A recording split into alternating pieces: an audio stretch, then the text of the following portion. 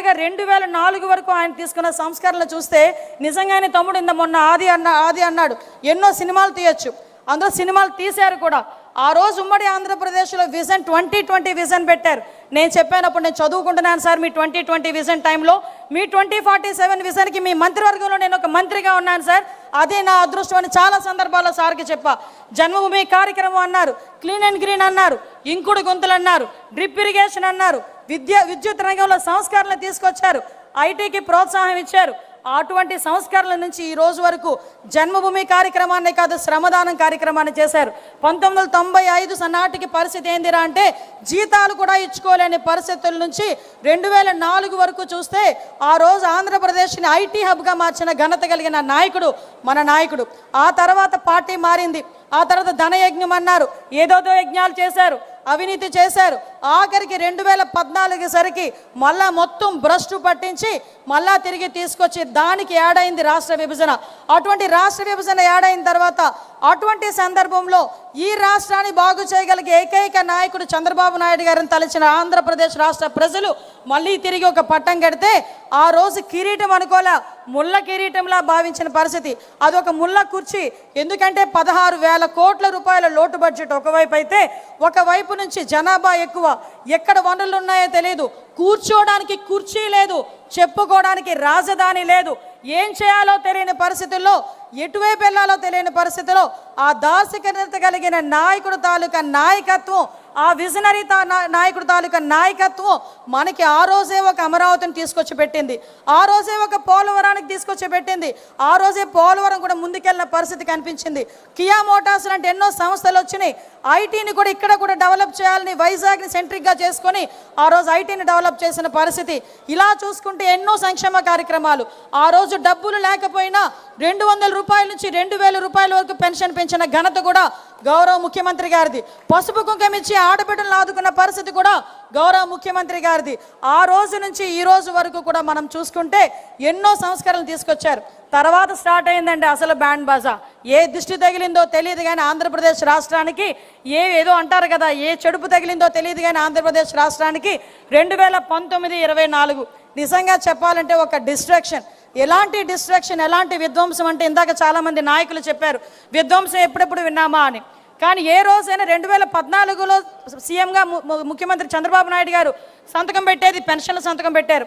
2024లో కూడా మొట్టమొదటి సంతకం మెగా డిఎస్సీ మీద, అదేవిధంగా ల్యాండ్ టైటిలింగ్ యాక్ట్ మీద, అదేవిధంగా మన పెన్షన్స్ మీద పెడితే ఈ మహానుభావుడు గొడ్డలిపాటి నాయకుడు ఆ రోజు ప్రమాణ స్వీకారం చేసిన తర్వాత అతను చేసిన మొట్టమొదటి పని ఏందిరా అంటే ప్రజావేదికని కూల్చడం.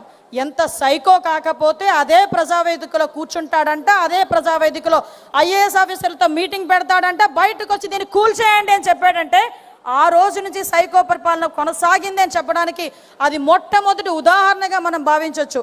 ఆ రోజు మొదలైన విధ్వంసం మన చంద్రబాబు నాయుడు గారి ఇంటి దగ్గర తాళ్ళతో గేట్లు కట్టారు. ఆ రోజు మేమందరం కూడా ప్రత్యక్ష సాక్షులమే. మన చంద్రబాబు నాయుడు గారు ఏదైనా విషయం మీద పోరాటం చేయడానికి మన సీఎం గారు వెళ్తే ఆఖరికి ఎందుకు ఇవన్నీ గుర్తు చేస్తాడు, గుర్తు చేయాలి, మనం మర్చిపోకూడదు. మనం పడిన గాయాల్ని, మనం పడిన దెబ్బల్ని మనం మర్చిపోతే ముందుకెళ్ళలే. ఇది నా నాయకుడు నాకు చెప్పిన నీతి. కాబట్టి మీ అందరికీ కూడా ఈరోజు చెప్పాలనే ఉద్దేశంతోనే చెప్తున్నా. ఒక 5 నిమిషాలు టైం తీసుకొనైనా ఎందుకు చెప్తున్నానంటే ఆ రోజు కట్టిక నేల మీద ఎయిర్పోర్ట్లో ఎన్నో సందర్భాల్లో కూర్చున్న ప్రత్యక్ష సాక్షులు మేము ఇక్కడ ఉన్న వాళ్ళందరం కూడా అదే రోజు ఎన్నో అవమానాలు పడ్డారు. ఎంతోమంది నాయకులను జైల్లో పెట్టారు, ఎంతోమంది నాయకులు ఇళ్ళ దగ్గరికి వెళ్ళి కూల్చేశారు. ఆ రోజు పరదాలు ఉన్నాయి, చెట్లు కొట్టే పరిస్థితులు, ప్రివెంటివ్ అరెస్టులు, హౌస్ అరెస్టులు, ఎట్టు చూసినా గగ్గోలు. అమరావతి కావాలని రోడ్డు మీదకి వస్తే ఆడబిడ్డల్ని బూటి కాళ్ళతో తన్నిన సందర్భాలు. ఇది ఏంటి తప్పు అంటే మాస్క్ అడిగిన పాపానికి సుధాకర్ని పిచ్చోడిని చేసిన సందర్భాలు. ఇది ఏంది అని అడిగితే డ్రైవర్ సుబ్రహ్మణ్యాన్ని చంపి డోర్ డెలివరీ చేసిన సందర్భాలు. వీటన్నిటి గురించి పోరాటం చేస్తున్నామంటే మాలాంటి వాళ్ళ మీద కూడా అట్రాసిటీ కేసులు పెట్టిన సందర్భాలు. అటువంటి సందర్భంలో నిజంగా ఒక్కగానొక్క కొడుకు ఈ సందర్భంలో నేను నారా భువనమ్మకి నేను థ్యాంక్స్ చెప్పాలి. ఎందుకంటే ఏ తల్లి చెయ్యని ఆ రోజు ధైర్యం ఆ తల్లి చేసింది ఈ రాష్ట్ర ప్రజల గురించి. ఏమండి ఆ కుటుంబం ఎప్పుడు ఈ రాష్ట్ర ప్రజలకు అంకితం అయిపోవడమేనా? ఆ రోజు నేను భయపడ్డా. అదే యువగలం పేరిట యువత తాలూకా గలాన్ని ముందుకు తీసుకొని ముందుకు నడుస్తూ ఉంటే ఎన్ని మాటలు అన్నారండి. చేతిలో మైక్ లాక్కున్నారు, నుంచున్న స్టూల్ లాక్కున్నారు, వేసిన స్టేజ్ లాక్కున్నారు, బయటకు వస్తే కరెంటు తీసేశారు, ఒక సరైన ప్రొటెక్షన్ ఇవ్వలేదు, రాళ్ళు ఇసిరేవాళ్ళు, గుడ్లు ఇసిరేవాళ్ళు. అయినా అన్నిటికీ తట్టుకున్నాడు ఆ పెద్ద మనిషి. నిజంగా పెద్ద మనిషి అనాలి, ఎందుకంటే నేను నాకన్నా చిన్నోడైనా పెద్ద మనిషి అనాలి. ఆ రోజు ఈ రాష్ట్ర భవిష్యత్తు గురించి, ఆ రోజు అతనికి అధికారం కొత్త ఏం కాదు, తాత సీఎం, నాన్న సీఎం, ఆఖరికి ఆయన అప్పటికి మంత్రి పదవి చేసిన వ్యక్తి అయినప్పటికీ కూడా ఈ రాష్ట్ర యువత గురించి నేను ముందుకు రావాలి అని చెప్పుకొని వచ్చారు. ఈరోజు రెడ్ బుక్ అని మాట్లాడుతున్నారు. నీకులాగా గొడ్డళ్ళు చేతిలో పెట్టి కత్తులు చేతిలో పెట్టి యువకులను ముందుకు నడిపించే పార్టీ మాది కాదు. ఆ రోజు నుంచి ఈ రోజు వరకు అతని చేతిలో రాజ్యాంగం ఉంది. ఆ రాజ్యాంగాన్ని పట్టుకునే పాదయాత్ర చేశాడు. ఈ రాజ్యాంగానికి అనుగుణంగా నేను పాదయాత్ర చేస్తున్నా, ఈ రాజ్యాంగానికి అనుగుణంగా నేను పరిపాలన చేస్తామని చెప్పి ఆ రోజు ప్రజల నమ్మకాన్ని చూరగొని ఈ రోజు ఈ కుర్చీలో కూర్చున్న సందర్భాన్ని కూడా మేమందరం చెప్పాలి. ఈరోజు అటువంటి సందర్భంలో ఈరోజు మనందరం చూసాం. అధికారం ఉన్నంత వరకు ఒకలాగా ఉంటుంది, అధికారం పోయిన తర్వాత ఒకలా ఉంటుంది. మా అన్నయ్యతో అన్నయ్య అని ఎందుకన్నారంటారా, గొడ్డలపాటి. ఎందుకంటే కొంతమంది ఎట్టకారంగా కూడా అనొచ్చు. ఎందుకంటే మీరందరూ కూడా ఒకసారి మనం ఆలోచన చేసుకుంటే ఈరోజు ఒక పక్క నుంచి 2024లో ఎటువంటి పరిస్థితులు ఆంధ్రప్రదేశ్ రాష్ట్రం మనలందరినీ ఎన్నుకుందో మనకు తెలుసు. ఎక్కడెక్కడ విదేశాల నుంచి వచ్చిన వాళ్ళు కూడా ఓటేయడానికి ఖండాంతరాలు దాటి సప్త సముద్రాలు దాటి ఇక్కడికి వచ్చి ఓటేసి వెళ్ళారంటేనే ఆ రోజు తెలిసింది మన నాయకుడి తాలూకా సత్తా ఏంటో ఈ ప్రపంచానికి, కూటమి తాలూకా సత్తా ఏంటో ఆ రోజు తెలిసింది. ఆ రోజు వచ్చిన తర్వాత నుంచి చిన్న కంపారిజన్ చెప్పాలి. ఆ రోజు ఒక దళితుడిని డోర్ డెలివరీ చేసి చంపేసి డోర్ డెలివరీ చేస్తే అదే చంపిన వాడిని ఇంట్లో పెట్టుకొని కౌన్సిల్కి పంపించి ఈ రోజుకి కూడా రక్షించే ప్రయత్నం చేస్తే నా నాయకుడు, మనందరి నాయకుడు P4 విధానంలో బంగారు కుటుంబాలను తయారు చేయాలని మార్గదర్శులతో కూడా వెళ్ళి ఆ దళిత కుటుంబాలని తాలూకా విధి విధానాలు ఎలా ఉన్నాయి చూడటానికని వెళ్ళి అదే దళిత కుటుంబం వంటగదిలోకి వెళ్ళి టీ పెట్టి ఆ కుటుంబానికి ఇచ్చి తను కూడా వాళ్ళతో తాగిన నాయకుడు ఎవరైనా ఉన్నారా? నేను ఈరోజు ఛాలెంజ్ చేసి అడుగుతున్నా, అటువంటి నాయకుడు ఎవరైనా ఉన్నారా? నా అదృష్టం ఏంటో చెప్పనా, సార్ పెట్టిన టీ నేను కూడా తాగాను. ఆ రోజు నేను కూడా సార్ మీటింగ్లో ఉన్నా. ఆ రోజు నేను అన్నా, సార్ మీరు ఈ టీ ఎప్పుడైనా బోనముకి పెట్టించారో లేదో కానీ మా అందరికీ పెట్టే, నిజంగా మేము అందరం అదృష్టవంతులం సార్ అని. అటువంటి నాయకుడు అండి నా నాయకుడు.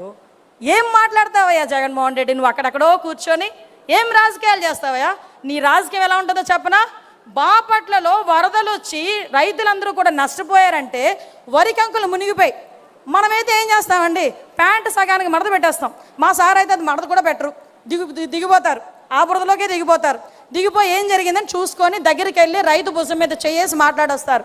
కానీ మనాడు హైటెక్ కదా, మనాడు ఏం చేశాడంటే అంతవరకు రెడ్ కార్పెట్ వేసుకున్నాడు. రెడ్ కార్పెట్ మీద వెళ్తే ఇక్కడెక్కడో ఈయన ఉంటాడు, అక్కడెక్కడో రైతు ఆ కంకిలు తీసి ఇలా చూపిస్తుంటాడు అన్నమాట. అప్పుడు ఆయన అది చూసి అది డ్రోన్ షాట్లు వేస్తారు, అది చూసి ఈయన అనుకుంటాడు అనమాట. బుడమేరుకి నేను ప్రత్యక్ష సాక్షిని. బుడమేరు వచ్చినప్పుడు సుమారుగా వారం రోజుల పాటు ఎక్కడ తిన్నారో, ఎక్కడ పడుకున్నారో, ఎక్కడ రెస్ట్ తీసుకున్నారో తెలియదు. తెల్లవారుజాము 4 గంటలకి ఆ రోజు బుడమేరు వచ్చిన రోజు నన్ను చూసి సార్ అన్నారు, అమ్మ అనితే వెళ్ళి పడుకో అని. టైం చూసా 4 అయింది, పర్లేదు లేండి సార్ వెళ్దామండి అన్నా. మళ్ళీ అట్నుంచి వచ్చారు 6 అయింది. 6 గంటలకి అధికారులందరినీ కూర్చోబెట్టి రివ్యూ చేస్తున్నారు. రివ్యూ చేస్తే సడన్గా సార్ అన్నారు, సార్ టైం చూసుకోవాలి 6 గంటలని. సడన్గా ఎలా చూసి అన్నారు, 7 గంటలకు అందరం 6:30కి అందరం కలుద్దామా అన్నారు.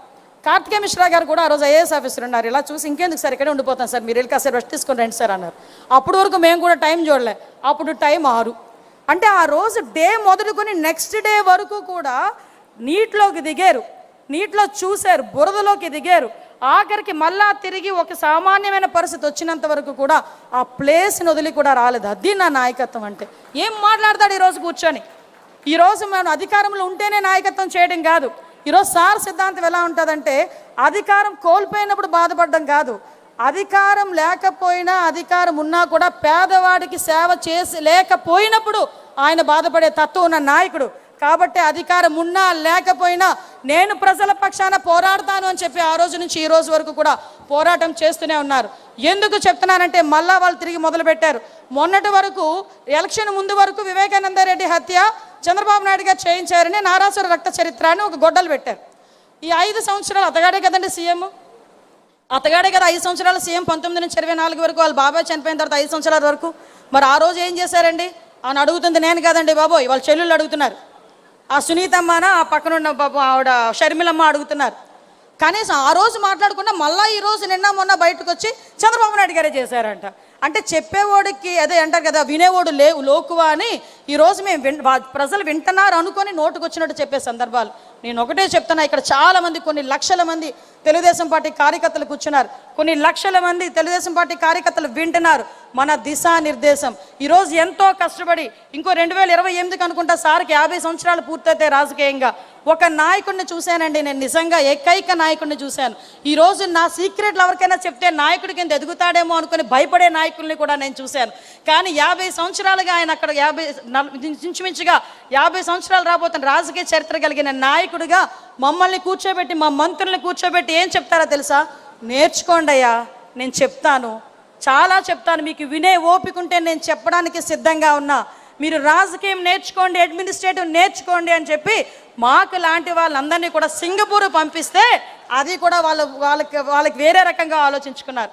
సింగపూర్ పంపించి ఈరోజు బయటకు వచ్చిన తర్వాత మేము అందరూ అనుకున్నారు సింగపూర్ విహారయాత్ర అని. కాదండి, విజ్ఞాన యాత్ర అండి సింగపూర్. మాకు మార్నింగ్ 9:30కి మీకు స్కూల్లో, నేను చాలామంది మా నారాయణ గారు ఇక్కడ చూస్తున్నారు, ఆయన 9:30కి ఎలాగైతే స్కూల్ బస్ ఎక్కిస్తారో మేము కూడా అలాగే ఎక్కాం నారాయణ గారితో పాటు.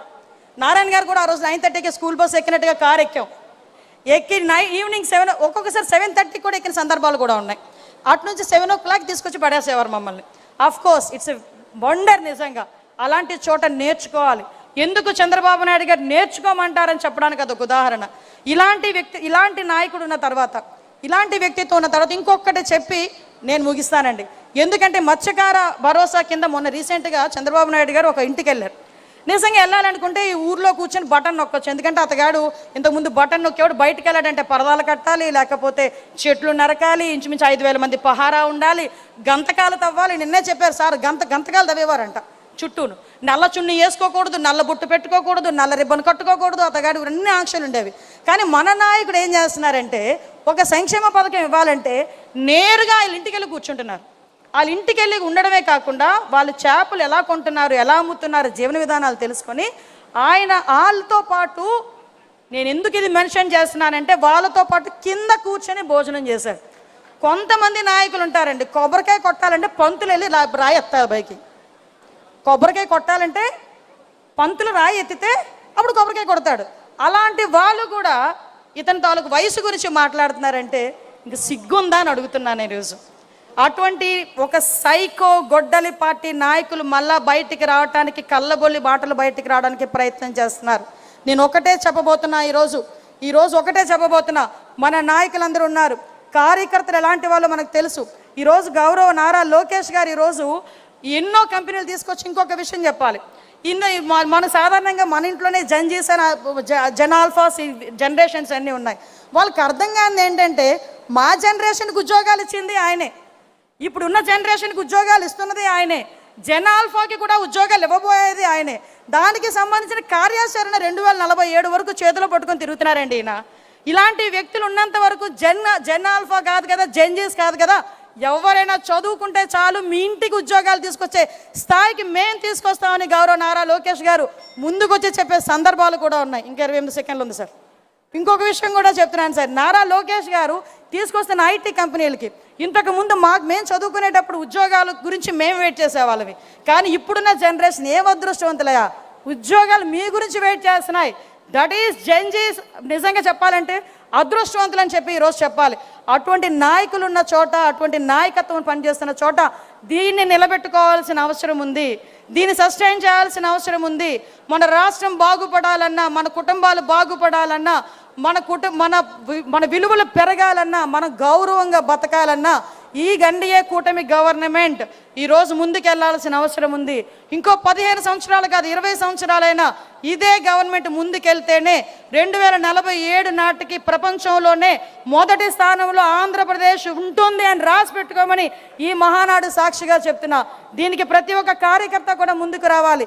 ఇప్పుడు జరిగే ప్రతి ఎలక్షన్ మనదై ఉండాలి. ఇందాక చంద్రబాబు నాయుడు గారు వీడియో ఒకటి వేస్తున్నప్పుడు చంద్రబాబు నాయుడు గారు అని నేను అని చెప్పినప్పుడు ఇక్కడ ఉన్న వాళ్ళందరం కూడా క్లాప్స్ కొట్టాం. ఆ మాట పదే పదే పదే పదే వినాలి అని చెప్పి ఇక్కడ సంకల్పం తీసుకొని వెళ్దాం. ఆయన ఎవరేం చేయగలరండి? 24 క్లైమోర్ మైన్స్ మైన్స్ ఏం చేయలేకపోయినాయి.